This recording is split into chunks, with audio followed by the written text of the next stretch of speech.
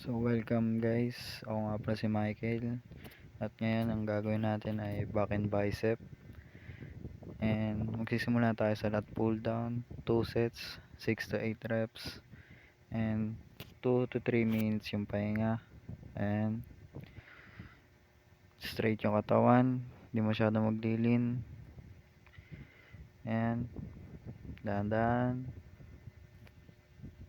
atakin nyo gamit yung elbow nyo, ganyan lang yung posture. Dalawa yung video na yan eh hindi maganda yung pagkakakuha ng isa kaya hindi ko na sinama. Saka ayan, para yan sa lapad ng likod nyo.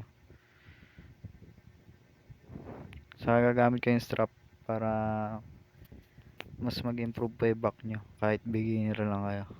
Tapos ayan, nasa ano din yan, 130, 140 pounds ata yun nakalagay dyan, nakalimutan ko na.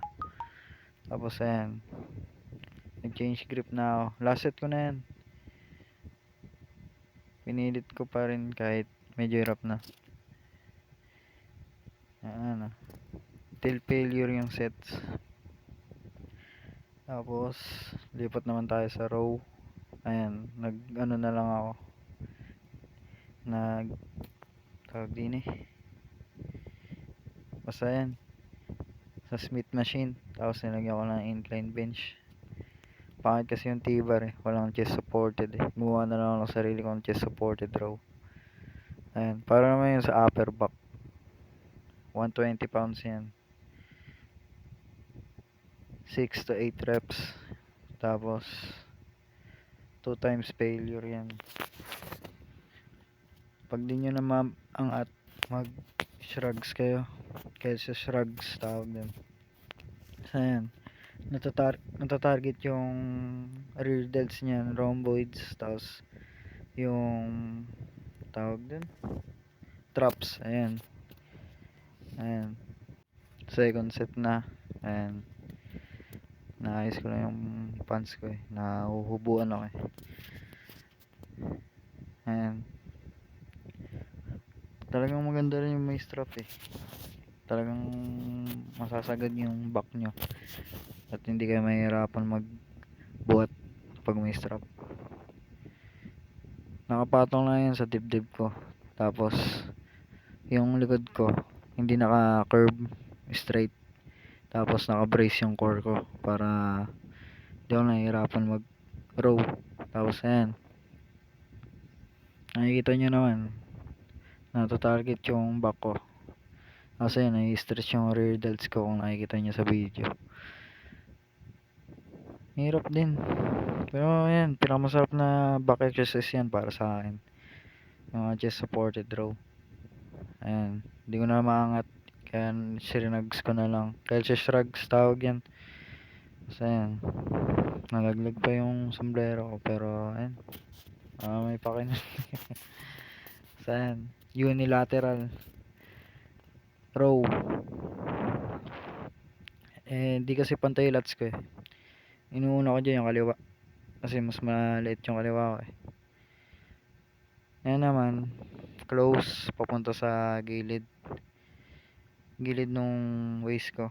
Ayan, medyo medyo mahirap mag row kasi hindi ganun kaganda equipment. Tapos huwag kayo masyadong maglilin, straight lang yung body nyo para hindi kayo nag-cheat reps. Ayan, cheat rows tuloy. Ayan,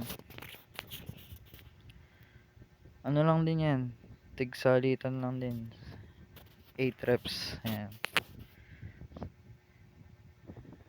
ano din yan, nasa kalahati ng stock yata, di ko na maalala.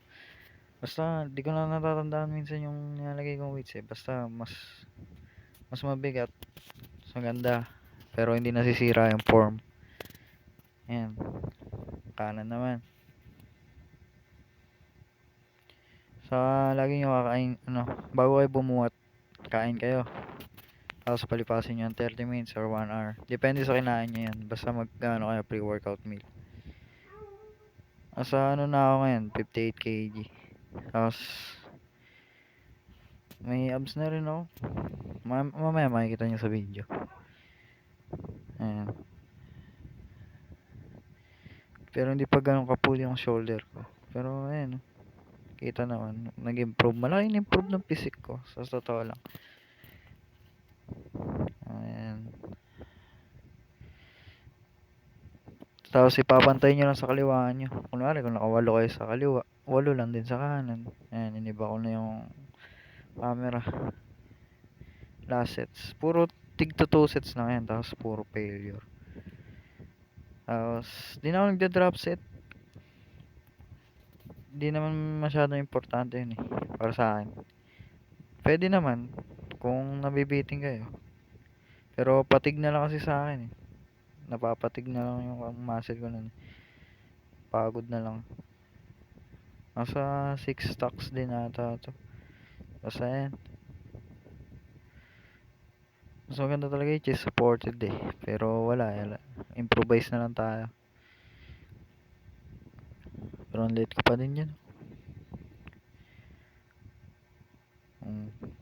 Diba? Lagi ako nakasapatos sa gym eh. Para di ako nahihirapan pag chinelas. Pag kasi chinelas, dumudulas yung paa ko eh. Madulas kasi sahig dyan. Wala nang kapit yung mga goma dyan. Basta yan. Last. Kanan. Ang back exercise ko, 4 na back lang eh. Tapos, 2 bicep. Isang bicep. Tapos, forearm isa. Isang regular curl. Tapos, hammer curl. Ganyan lang. Ang ingin ng aso. Aso ng tito ko yan. Ayan. 8 reps lang uli. Ayan.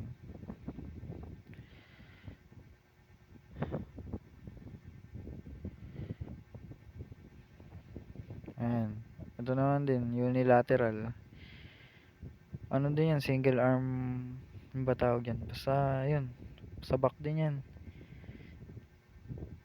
Paano naman, vertical. 2 vertical, 2 horizontal. Ayan. Simula uli ako sa kaliwa. Kasi nga di pantay lats ko. Pero mas maganda kung may machine na ano eh. Yung unilateral. Para mas natatarget ko yung kaliwa ko eh. Pero ayan, improvise na lang ako. Hindi ako masyadong naglilindi eh. Basta nakapix lang yung likod ko. So ayan, nararamdaman ko sa lats ko yan pag nakaganyan yung position. Para sa akin nararamdaman ko sa lats ko. Mukhang nagagamit yung bicep pero hindi. Sa lats ko nararamdaman. So ayan. Pag-away pa ipuusa sa labas. Ayan, lipat ko na sa kanan. Hirap lang mag-strap. Pangit kasi strap ko eh.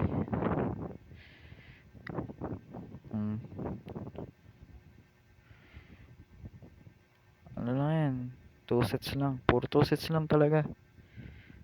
Mas lumapad yung likod ko sa ganyan kaysa sa 3 sets, 4 sets. Na puro matataas yung volume.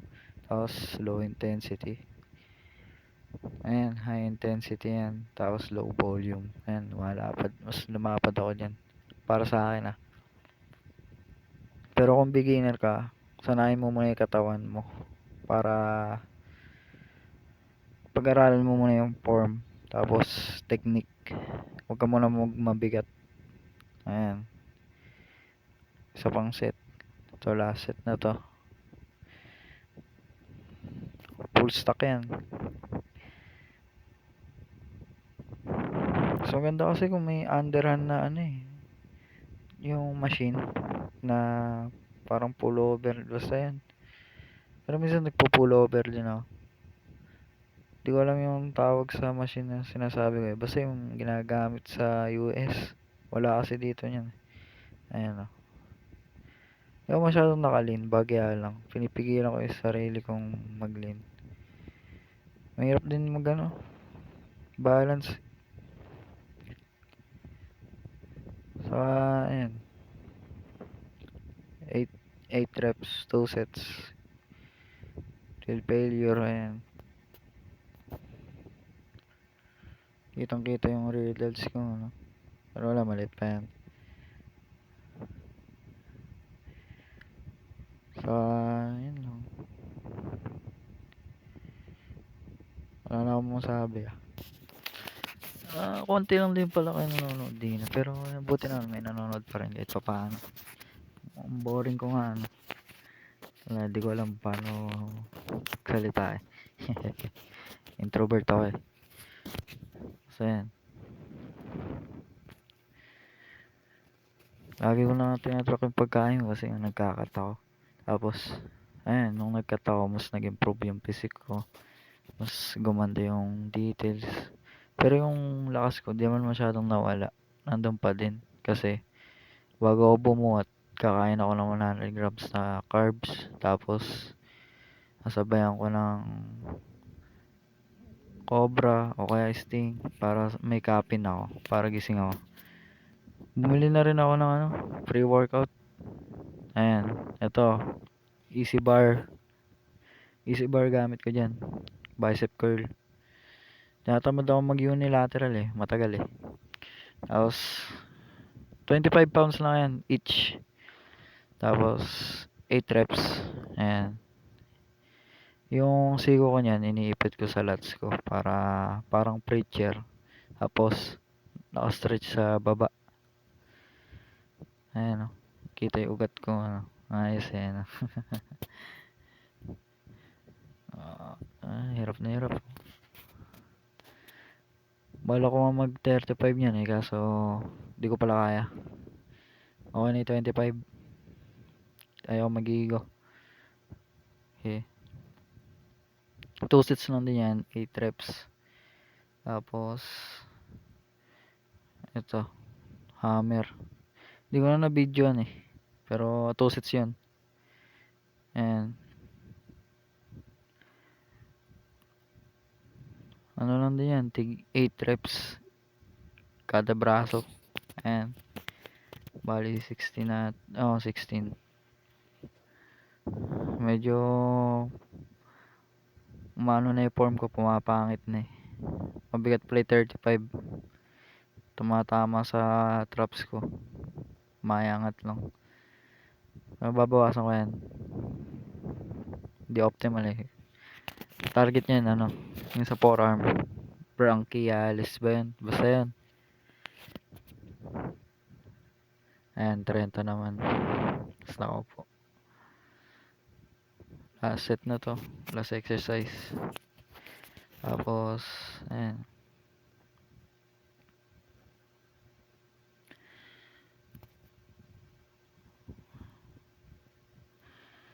Ayan. 1, 2, 3. Kita din yung ugat ko kahit pa paano.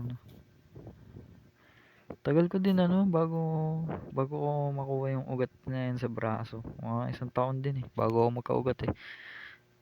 Dati tuwan-tuwa na ako nung nagkaugat ako. Ngayon parang normal na lang eh. Ayan. Mahaba na rin yung buhok eh. Di pa papagupit. Ano kaya magandang gupit? Nag-iisipan ko eh. Yun nga pala, bumili nga pala ako pre-workout sa Ikotik. Nasubukan ko na, pero mag-upload daw ng video. Kung ano masasabi ko dun.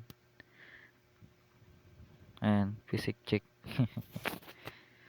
Ayan, may abs na ako kahit pa paano. Ayan binug ako muna yung hangin, tapos sabay vacuum. Malalim na rin yung vacuum mo. Dati hindi ako marunong mag-vacuum eh. Buti nagagawa ko na eh. Pangit na yung angle ng camera. Pero sa paningin ko ayos eh. Ayan side chest. Ayan, hindi ko na alam kung ano gagawin eh. Medyo nabe-brain fog kasi ako eh. Wala eh. Kasi ayan, maganda yung pagkaka-flex ko ng back eh. Kaso, di natapatan ng ilaw eh. Ayan. Kala mo talaga malaki siya eh.